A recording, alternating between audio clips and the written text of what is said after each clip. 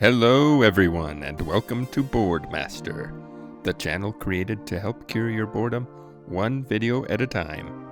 In today's video, we'll be exploring the Reddit page ProRevenge, where we'll take a look at a few of the top posts from the past month. If you enjoy what you hear, please consider subscribing, giving this video a thumbs up, and comment to let me know which page you'd like me to review next. On to the video. This first post is titled, Man Gets Car Crushed. This was cross-posted on r/regular. This story happened about 15 years ago. Cast, OP, me. Female, 5'11". Bob, friend store manager. Chief, my boss. Entitled jerk, who lost his car. Okay, background. I worked as a firefighter, as an investigator for an independent department.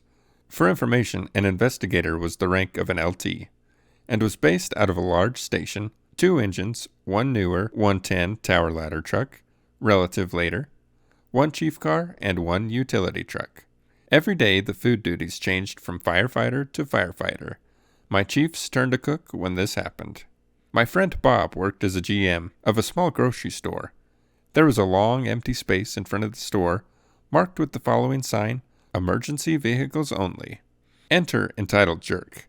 He had a nice-looking BMW car, and always parked in the above spot every week. Bob told Entitled Jerk that he couldn't park there. I can park wherever I want. I make more in a day than you make in a week. My friend calls me complaining about Entitled Jerk. I agree to go watch the spot. I get into our utility truck, which had the department decals on the door and a single red light on the dash. I park in the emergency vehicles only spot. As I am walking in, I hear, You can't park there, it's my special spot. I turn and look at Entitled Jerk. Excuse me, I ask. I am on official duties and can park there. I pointed to the decal on the door. Entitled Jerk looks and says, You can't be a firefighter, you're a girl. Move your truck and leave, C-word. Now I'm proud of my job. In a department of 2,000, I was one of 5 women on the department. I graduated top in my class. I have a shocked-looking expression on my face. I get really pissed off. I walk into my friend's office to get more information about his problem with Entitled Jerk. As Bob explains the continuous parking violations, and I see a small notice on the fire suppression system, sprinklers, that said the inspection was coming up. I smile as I get an idea. Cue the revenge. I get some information, leave Bob's office, and get into the truck. Heading back to the station, I arrive and head into my chief's office. I tell him of Entitled Jerk and what he said and does. Chief is a 6'6", 320-pound Samoan. He sees everyone as family. Chief's face gets bright red. I explained my idea and he gets very happy. He rushes out and calls a station meeting. I lay out my idea. We send out the station to do a fire drill / inspection by sending out the old truck and 1 engine to the store. My friend will call the station the next time Entitled Jerk parks in the fire lane. Skip to 2 weeks later, Bob called the station stating that Entitled Jerk had just parked. As I am thanking him, I hear his fire alarm go off. I rush and change into my investigator uniform with turnout gear, tell Chief, and send the trucks out. I ride in the Quint. We arrive and I see Entitled Jerk's car right in the emergency vehicle spot. I radio to have 1 engine to pull right in front of Entitled Jerk's car and the truck to park right beside the driver's side door. I get out and the engine starts setting up the ladder, which means 4 very large and heavy support struts go down and 1 crushes the front of his hood. The alarm goes off. The lineman breaks his windows as he runs the large 5-inch draft line from the pump to the standpipes, the fire access to the sprinkler system, through his front seats. I go in to find Bob, hurriedly getting people out as the alarm is going off. Entitled Jerk runs out of the store, sees his car, and goes ballistic. I radioed the PD dispatch and request a few officers to the store, as I had a male who was impeding a fire operation. The dispatcher says that they will send a few officers. 3 officers show up and I ask them to follow me. They do when I call out, Hey, leave my firefighters alone. Entitled Jerk turns around and sees me. He rushes up, screaming that I'll pay for damaging his precious baby, his car. I stop him and tell him that if he didn't leave, that he would be arrested. He gets in my face. "You did this. I'll have your job for this." He then turns, pushing me back. The officers and I rush and tackle entitled jerk to the ground. After they cuff him, I calmly inform EB that he was under arrest for assault and interference with a fire investigation, and that his car would be towed for parking in a fire lane. I later found out that it was crushed. Entitled jerk got 12 months probation for pushing me and interfering with a fire operation. He also got a fine of $500 for parking, the cost of the tow, and he lost his nice BMW. Moral of this story: don't park where you shouldn't, or bad things will happen. This story can be read on any and all YouTube videos. This next one is called Greedy Grabbers Get Exactly What They Take. Reposted from elsewhere. Sweet older lady in our church was a retired nurse. Never married, no kids. She had a heart attack, and while she was in the hospital, her niece and nephew thought she was dying. They came and took her stuff. Her apartment was small, but she had some very nice crystal and silver, and some lovely antique furniture. When she came home, she had no dishes and almost no furniture.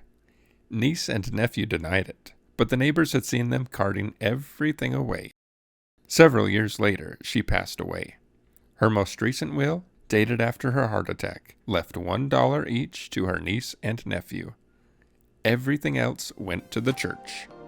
Her estate was $9 million. Before we move on to the next story, let me know what you think of the story so far, and also be sure to let me know which Reddit posts you'd like me to narrate next. This last story is titled, Landscaping Owner Rips My Friend Off for $400, so my friend makes him incur $15,000 in expenses. Word of note, this is not me, but posting up here for a friend who currently resides overseas. Long story, but worth the read. A while back, my friend was selling some stuff online, and among the items was a water heater. You know, the ones you see in every community hall, church kitchen. It was in working condition. He threw it up online for $150 and got an email from a person who runs a landscaping business saying he'll give him $100 cash today. Done. 2 weeks later, he got an email saying that it's not working. Weird. So my friend offered to give a full refund or cover repair cost if it's under $100. The guy instead sends an invoice for $400, saying the repair's been done, and if my friend doesn't pay it in 48 hours, he'll send a debt collector after him. He paid it out of fear and emailed him the confirmation. The landscaping owner then emailed back saying, "This is the price you sometimes have to pay when selling second-hand electronics," followed by a, "Have a great day. Don't let this hold you back," with a smile at the end of the email.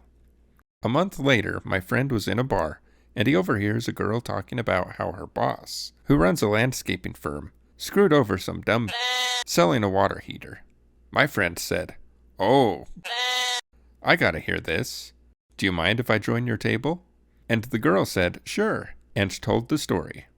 Her boss had bought a busted water heater from a second-hand store for $25 and a working one for $100 and billed the seller for the repair for the busted one before he sold it on for $300 to some community group. My friend asked, "Who did this, so I don't hire that guy to fix up my yard?" Ha ha ha ha's all around. She says the company name, and lo and behold, it's on the email of the guy my friend sold the water heater to. He was the dumb in the story.